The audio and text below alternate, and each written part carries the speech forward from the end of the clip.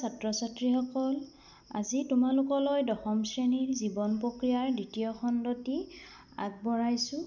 ইয়াৰ আগতে আমি পৰিপুষ্টিত স্বপোষীয় পৰিপুষ্টিলৈ পঢ়িছিলোঁ। আজি তোমালোকক পৰপোষিত পৰিপুষ্টিৰ বিষয়ে পঢ়াম। পৰপোষিত পৰিপুষ্টি তিনি ধৰণৰ হয়: মৃতজীৱী, পৰজীৱী আৰু হলজৈৱিক। মৃতজীৱী পৰিপুষ্টি হৈছে যিবোৰ জীৱই মৃত গেলাপচা বস্তুৰ ওপৰত নিৰ্ভৰ কৰি জীয়াই থাকে বা তাৰ পৰা পুষ্টি আহৰণ কৰি জীয়াই থাকে, সেইবোৰক মৃতজীৱী বুলি কোৱা হয়। পৰজীৱী মানে হৈছে কিছুমান উদ্ভিদ বা প্ৰাণীয়ে অন্য উদ্ভিদ বা প্ৰাণীৰ দেহত আশ্ৰয় গ্ৰহণ কৰি তাৰ পৰা খাদ্য গ্ৰহণ কৰি জীয়াই থাকে, সেইবোৰক পৰজীৱী বুলি কোৱা হয়। আৰু মানুহ, কুকুৰ, গৰু, ছাগলী আদিক হলজৈৱিক বুলি কোৱা হয়। পৰপোষিত পুষ্টিনো কি ভালদৰে চাওঁ আহাচোন। নিজৰ খাদ্যৰ বাবে প্ৰত্যক্ষ বা পৰোক্ষভাৱে অন্য স্বপোষী জীৱৰ ওপৰত নিৰ্ভৰ কৰা পুষ্টিক পৰপোষিত পুষ্টি বুলি কোৱা হয় আৰু তেনে জীৱসমূহক পৰপোষী জীৱ বুলি কোৱা হয়। তোমালোকে এয়া দেখিছা, এই দুটা কি হয়? এবাৰ গৰুৰ গাৰ ওপৰত থাকে, ইয়াক চিকৰা বুলি কোৱা হয়। তাৰ ওপৰত থাকি কি কৰে? গৰুটোৰ পৰা তেজ শুহি খাই জীয়াই থাকে। ঠিক তেনেদৰে তোমালোকে ইয়াতে দেখিছা, এই সূৰ্যৰ পোহৰত উদ্ভিদে নিজৰ বাবে নিজে খাদ্য প্ৰস্তুত কৰে। আকৌ সেই উদ্ভিদ খাই জেব্ৰাটোৱে জীৱন নিৰ্বাহ কৰে। আকৌ জেব্ৰাটোৱে খাই কিনে সিংহই কি কৰে? নিজৰ জীৱন নিৰ্বাহ কৰে। ঠিক সেইদৰে তোমালোকে ফটোখনত দেখিছা, সেউজীয়া শাক পাচলি ছোৱালীজনীয়ে খাবলৈ লৈছে। এই সেউজীয়া শাক পাচলি খাই ছোৱালীজনীয়ে তাৰ পৰা পৰিপুষ্টি গ্ৰহণ কৰিব আৰু তাৰ পৰা কি পাব? ছোৱালীজনীয়ে দেহত শক্তি পাব। পৰপোষিত পৰিপুষ্টি এককোষী জীৱৰ ক্ষেত্ৰতো দেখা যায়, আকৌ বহুকোষী জীৱৰ ক্ষেত্ৰতো দেখা যায়। এমিবাৰ পৰিপুষ্টি কেনেকুৱা আমি চাওঁ আহাচোন, বা এমিবাই কেনেদৰে খাদ্য গ্ৰহণ কৰে আমি চাওঁ আহাচোন।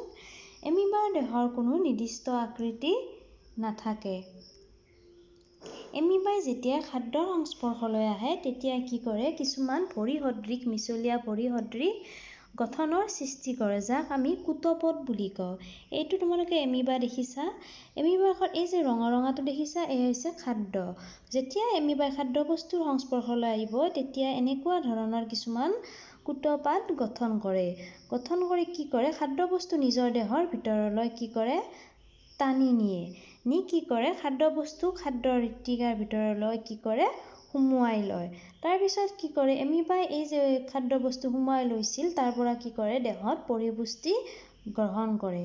আৰু যেতিয়াই দেহত শক্তি ব্যৱহাৰ হোৱাৰ পিছত যিখিনি খাদ্যদ্ৰব্য পেলনীয়া অংশ, যিখিনি তেওঁলোকৰ হজম নহয়, সেইখিনি অংশ কি কৰে? দেহৰ পৰা এনেদৰে বাহিৰ উলিয়াই পঠায়। এমিবাই এনেদৰে খাদ্য গ্ৰহণ কৰে। তোমালোকে পৰীক্ষাত আহিব পাৰে যে এমিবাৰ পৰিপুষ্টি কেনেকুৱা, তোমালোকে চিত্ৰৰ সহায়ত আঁকি দেখুওৱা বা এমিবাৰ খাদ্য গ্ৰহণ প্ৰক্ৰিয়া চিত্ৰৰ সহায়ত বৰ্ণনা কৰা।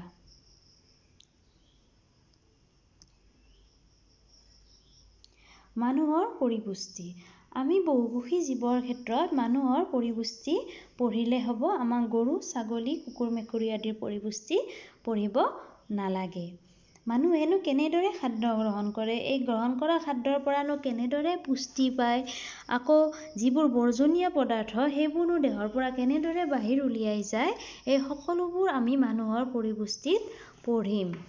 প্ৰথমতে তোমালোকক চিত্ৰটোত মই ওপৰে ওপৰে অকণমান বুজাই দিছোঁ মানুহৰ পৰিপুষ্টি কেনেদৰে সংঘটিত হয়। ইয়াৰ পিছত তোমালোকক ডিটেইলছত মই এটা এটাকৈ পাৰ্টৰ সহায়ত তোমালোকক ক'ত কেনেকুৱাকৈ পুষ্টি হয় আৰু কেনেকুৱাকৈ খাদ্য হজম হয়, এই সকলোবোৰ ভালদৰে বুজাই দিম। তোমালোকে দেখিছা ফটোত, এইখন হৈছে কি? মূহ গহ্বৰ। মূহ গহ্বৰৰ সহায়ত মানুহে কি কৰে? খাদ্য বস্তু গ্ৰহণ কৰে। এই খাদ্য বস্তু গ্ৰাসনলীৰ সহায়ত আহি মানুহৰ পাকস্থলীত প্ৰৱেশ কৰে। পাকস্থলীৰ পৰা খাদ্য বস্তু ক্ষুদ্ৰান্তত প্ৰৱেশ কৰে আৰু ক্ষুদ্ৰান্তৰ পৰা খাদ্য বস্তুৰ হজম নোহোৱা অংশ বৃহদান্ত্ৰ এইডালৰ সহায়ত কি কৰে? গতি কৰে। এই বৃহদান্ত্ৰতে কি হয়?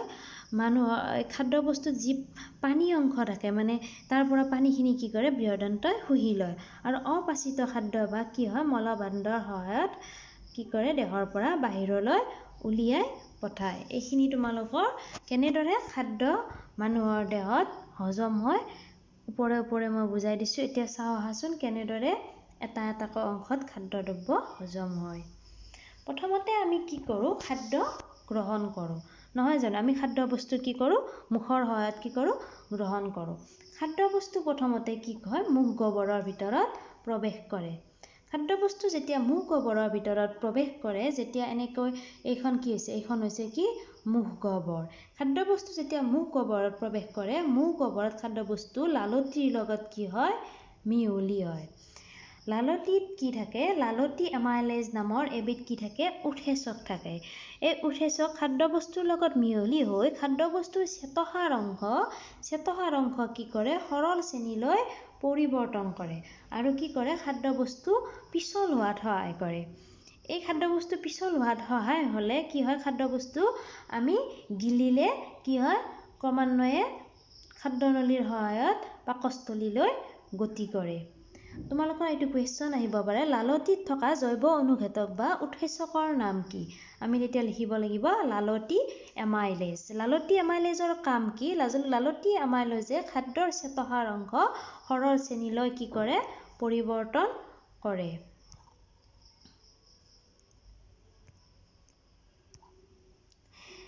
এই যে আমি খাদ্যদ্ৰব্য মুখ গহ্বৰৰ সহায়ত কি কৰিলোঁ? গিলিলোঁ। সেই খাদ্যদ্ৰব্য কি হয়? পাচন নলীত এটা বিশেষ গতিৰ সহায়ত নিম্ন অংশলৈ গতি কৰে। এই গতিক কোৱা হয় পেৰিষ্টেলটিক গতি বুলি কোৱা হয়। এনেকুৱা এইটো বিশেষ গতিৰ সহায়ত কি কৰে? এনেকুৱাকৈ সংকোচন আৰু প্ৰসাৰণৰ ফলত খাদ্যদ্ৰব্য কি হয়? মানুহৰ ভিতৰলৈ প্ৰৱেশ কৰে। তোমালোকে দেখিছা এই খাদ্যদ্ৰব্য কি হয়? এই গতিৰ সহায়ত প্ৰৱেশ কৰি কি হয়? পাকস্থলীৰ ভিতৰত প্ৰৱেশ কৰে। এতিয়া আহাচোন চাওঁ আমি পাকস্থলীৰ ভিতৰত খাদ্যদ্ৰব্য কেনেদৰে হজম হয়।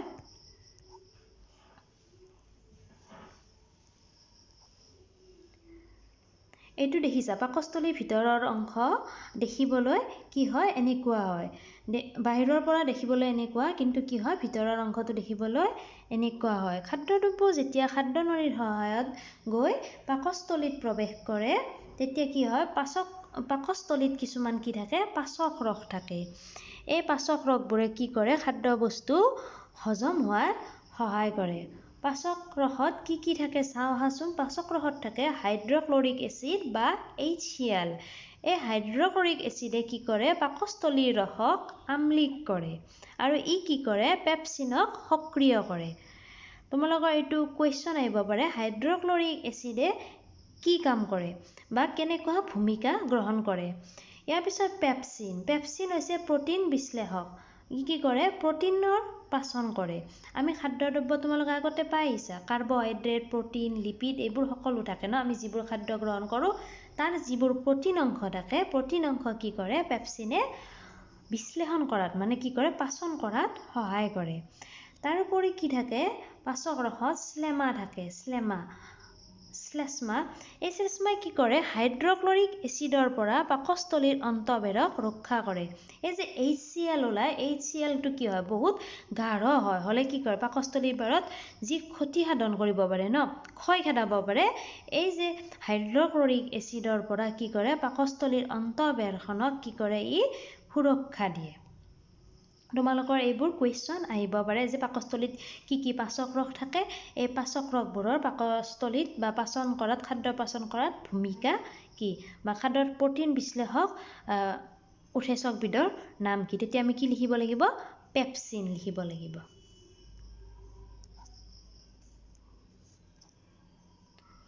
ইয়াত তোমালোকৰ কি হৈছে? মানুহৰ যি পৰিপুষ্টি গ্ৰহণৰ কাৰণে যি পাচন তন্ত্ৰ, ইয়াতে কি হৈছে? এই চিত্ৰটো তোমালোকক ক্লিয়াৰকৈ দিয়া হৈছে। ইয়াত তোমালোকক মই দেখাই দিছোঁ। এই যে খাদ্যদ্ৰব্য আমি মুখ গহ্বৰৰ সহায়ত খালোঁ, এই খাদ্যদ্ৰব্য কি হ'ব? খাদ্যনলীৰ সহায়ত এনেদৰে গতি কৰিব ন। গতি কৰি কি হ'ব? পাকস্থলীত প্ৰৱেশ কৰিলে ন, পাকস্থলীত কি হ'ল? পাচক ৰসৰ লগত মিহলি হৈ খাদ্যদ্ৰব্যৰ কিছু কিছু অংশ কি হ'ব? হজম হ'ব। পাকস্থলীৰ পৰা কি হ'ব? এই খাদ্যদ্ৰব্য আহি ইয়াতে ক্ষুদ্ৰান্তত প্ৰৱেশ কৰিব। ক্ষুদ্ৰান্তত প্ৰৱেশ কৰাৰ আগত ইয়াতে এইটো যে দেখিছা, এইটো যকৃত, যকৃত আৰু এয়া হৈছে অগ্নাশয়। অগ্নাশয় আৰু যকৃতৰ পৰা পাচক ৰস কিছুমান আহি কি কৰিব খাদ্যদ্ৰব্য হজম হোৱাত সহায় কৰিব। আৰু এইটো হৈছে পিত্তাশয়। পিত্তাশয়ৰ পৰা কি হ'ব পিত্তৰস আহিও কি হ'ব খাদ্যদ্ৰব্যত মিহলি হ'ব। আমি এইবোৰ এতিয়া ভালদৰে চাওঁচোন। এইটো যকৃত। যকৃতৰ কাৰ্য কি? পিত্তলৱণে বৃহৎ আৰু খণ্ডযুক্ত চৰ্বি অণুসমূহক সৰল অণুলৈ কি কৰে ৰূপান্তৰিত কৰে। যকৃতত যি পিত্তৰস থাকে সেই পিত্তৰসে কি কৰে খাদ্যৰ যিবোৰ চৰ্বি অংশ কি থাকে ডাঙৰ ডাঙৰ যিবোৰ চৰ্বি অংশ থাকে অণুবোৰ ডাঙৰ ডাঙৰ হৈ থাকে সেইবোৰ কি কৰে ভাঙি টুকুৰা টুকুৰ কৰি সৰল অণুলৈ ৰূপান্তৰিত কৰে। ক্ষুদ্ৰান্তৰ খাদ্যৰ মাধ্যমক ক্ষাৰকীয় কৰে। আগতে HClৰ সহায়ত কি হৈছিল খাদ্য মাধ্যম কি হৈছিল আম্লিক হৈছিল। সেই আম্লিক মাধ্যমক এতিয়া কি কৰিব ক্ষাৰকীয় কৰে। আৰু অগ্নাশয়ৰ পৰা যি ৰস আহিব সেই ৰসক কি কৰে ই সক্ৰিয় কৰে। অগ্নাশয়ৰ ৰসত কি থাকে চাওঁচোন। কি থাকে ট্ৰপচিন আৰু লাইপেজ থাকে। এই ট্ৰপচিনেও কি কৰে প্ৰটিন বিশ্লেষণ কৰে। আগতে আমি পেপচিনেও কি কৈছিলোঁ পেপচিনেও কি কৰে প্ৰটিন বিশ্লেষণ কৰে। আকৌ ইও কি কৰে প্ৰটিন বিশ্লেষণ কৰে। আৰু অগ্নাশয়ত লাইপেজ থাকে। লাইপেজে কি কৰে সৰলীকৃত যিবোৰ চৰ্বি আছিল চৰ্বিবোৰৰ কি কৰে বিশ্লেষণ কৰে মানে কি কৰে পাচন কৰে। এই যে খাদ্যভাগ এতিয়া কি কৰিব পাকস্থলীৰ পৰা আহি ক্ষুদ্ৰান্তত কি কৰিব প্ৰৱেশ কৰিব। ক্ষুদ্ৰান্তত কি হয় খাদ্যদ্ৰব্য পাচনৰ শেষ ঠাই। তৃণভোজী প্ৰাণীৰ ক্ষুদ্ৰান্ত মাংস ভাজি প্ৰাণীৰ তুলনাত দীঘল হয়। কি হয় বেছি দীঘল হয়। এইটো তোমালোকৰ কুৱেশ্যন আহিব পাৰে। তৃণভোজী প্ৰাণীৰ ক্ষুদ্ৰান্ত মাংসভোজী প্ৰাণীৰ তুলনাত বেছি দীঘল কিয়? এইটো আমি যেতিয়া তোমালোকৰ চেপ্টাৰটো পঢ়োৱা শেষ হ'ব তাৰপিছত আমি ভালদৰে আলোচনা কৰিম। এই ক্ষুদ্ৰান্তত যেতিয়া সোমালে তাত কিছুমান কি থাকে সোমোৱাৰ আগত কিছুমান আন্তৰিক ৰসে কি কৰিব খাদ্যদ্ৰব্যৰ ওপৰত ক্ৰিয়া কৰি কি কৰিব প্ৰটিনক সৰল এমিনো এচিডলৈ কি কৰিব পৰিৱৰ্তন কৰিব। শৰ্কৰা গ্লুকোজলৈ আৰু চৰ্বিক ফেটি এচিড প্লাছ গ্লিচাৰললৈ কি কৰে পৰিৱৰ্তন কৰে। ক্ষুদ্ৰান্তত কি হয় মানুহৰ পাচনৰ শেষ ঠাই বুলি কোৱা হয় কাৰণ ইয়াত কি কৰে পাচনৰ বেছিভাগ মানে কি হয় গোটেইখিনি পাচন কাৰ্য ইয়াতে কি হয় সম্পন্ন হয়। ক্ষুদ্ৰান্তৰ পিছত কি হয় যিবোৰ খাদ্যদ্ৰব্য থাকে সেই খাদ্যদ্ৰব্যবোৰ কি হয় বৃহদান্তত প্ৰৱেশ কৰে। তোমালোকে যে ক্ষুদ্ৰান্ত দেখিছা ক্ষুদ্ৰান্তৰ ভিতৰৰ বেৰবোৰ কি হয় কিছুমান এনেকুৱা আকৃতিৰ হয় আৰু এই বেৰবোৰৰ ভিতৰত কি থাকে ভিলাই সদৃশ কিছুমান প্ৰবৰ্ধ থাকে যিবোৰে কি হয় খাদ্যদ্ৰব্যৰ পৰা পুষ্টি শোষণ কৰাত কি কৰে সহায় কৰে।